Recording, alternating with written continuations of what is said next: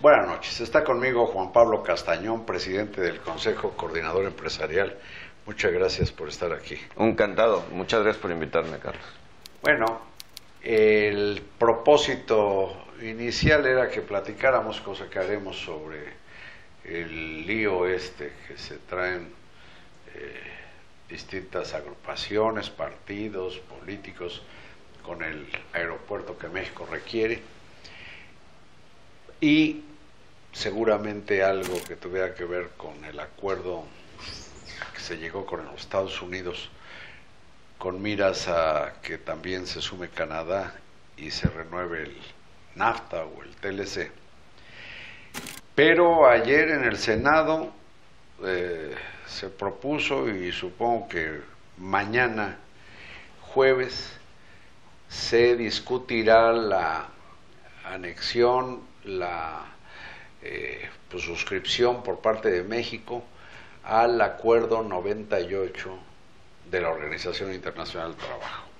Sí, así es, Carlos. Habrá no sé cuántos sindicatos más en el país, Juan Pablo, y parece ser que los sindicatos son como el antídoto de los empresarios.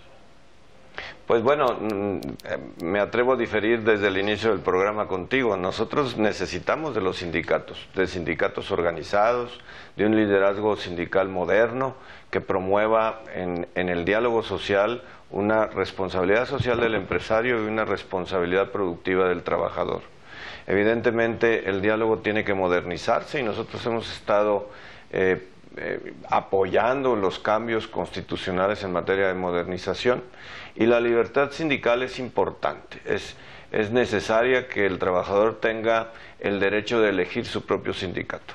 Por favor, para la audiencia, ¿por qué no nos explicas cuál es la novedad en este Acuerdo 98 de la OIT, que entiendo han firmado prácticamente la mitad de las naciones del mundo?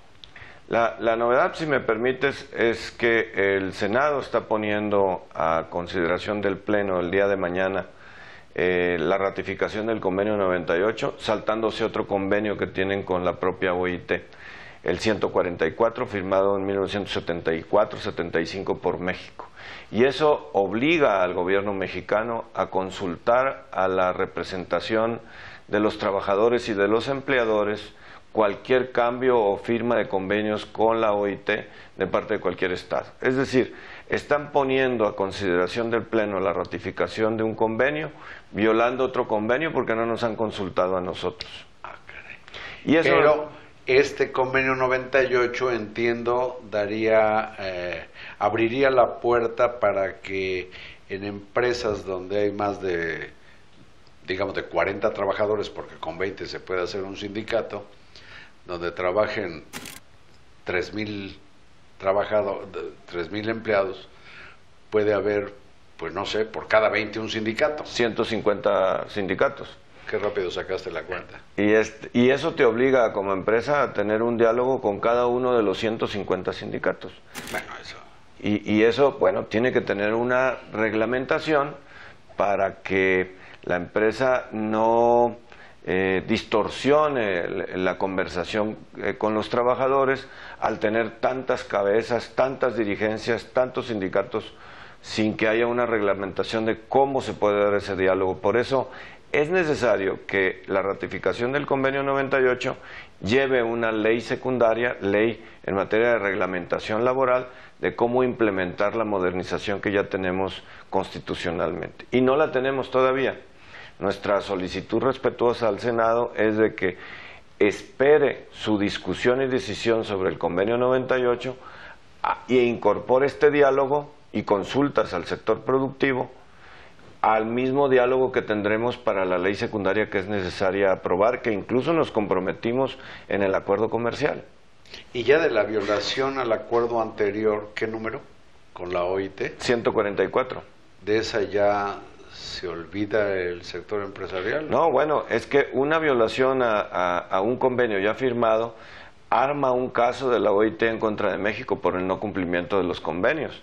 Entonces, bueno, me parece que a lo mejor por desconocimiento o por precipitación legislativa, están llevando al Pleno, porque todavía no tienen comisiones, una discusión que tendría que abrirse y que nuestro juicio tendría que emparejarse con la discusión sobre la ley en materia laboral que es necesaria para México.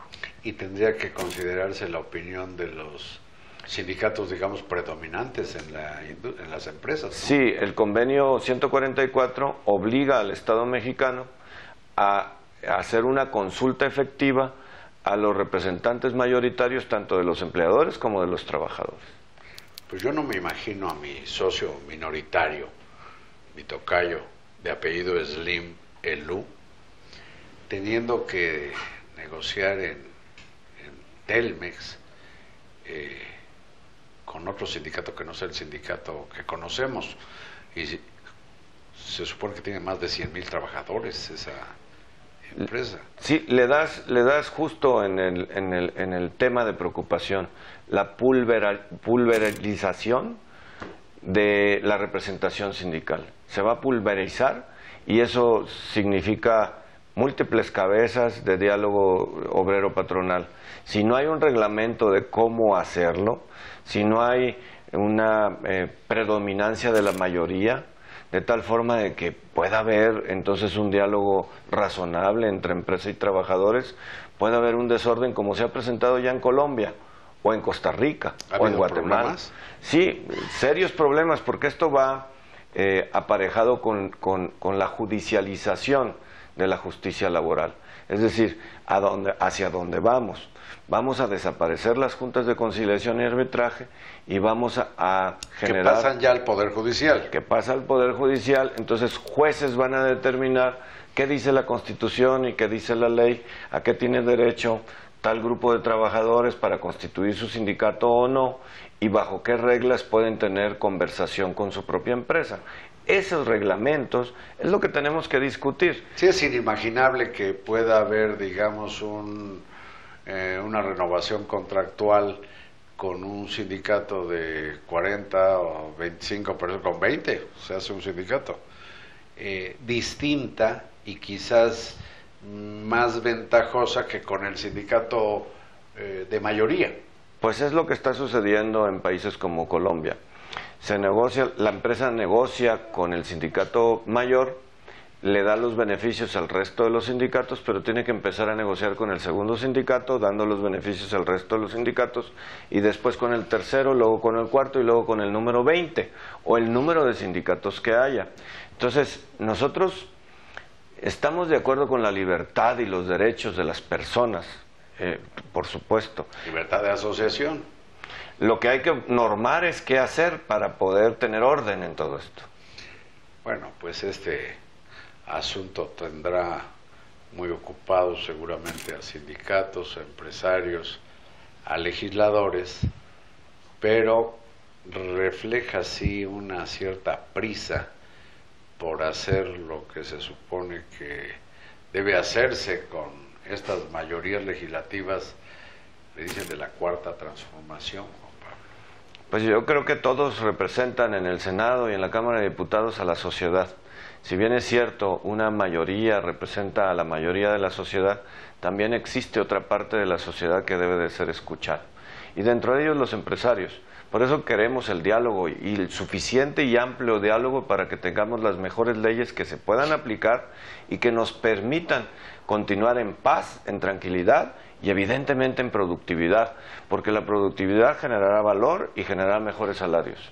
¿Y estás buscando ya o te ha buscado ya alguna de las autoridades en el Senado para iniciar ese diálogo?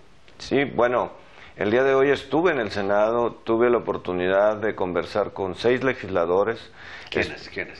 Con tanto legisladores del PAN como del PRI. Estuve con Josefina. No, pues, ¿platicaste con los que no deciden? No, permíteme. Estuve con Josefina, estuve con Mauricio Curi del PAN, pero también estuve con Vanessa y tuve conversación con Miguel Ángel Osorio.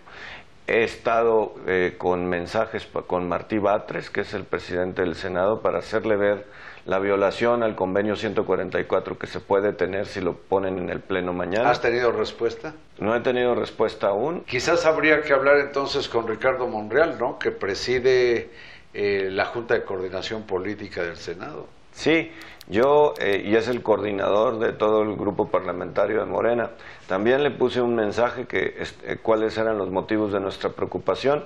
Espero poder tener comunicación con él antes de que lo suban al Pleno. Pues esto suena a que éramos muchos y parió la abuela, Juan Pablo Castañón. Sí. Yo te pido, porque el tiempo de este asalto a la razón está agotándose, que permanezcas aquí, porque me interesa mucho que platiquemos sobre algo que me llama la atención, que le hayas entrado al tema, a la discusión que me parece bizantina de si el nuevo aeropuerto internacional de México debe estar en Texcoco o en Santa Lucía. ¿Aguantas aquí? Claro, por supuesto. Muchas gracias, gracias a ustedes, y sigue esta conversación.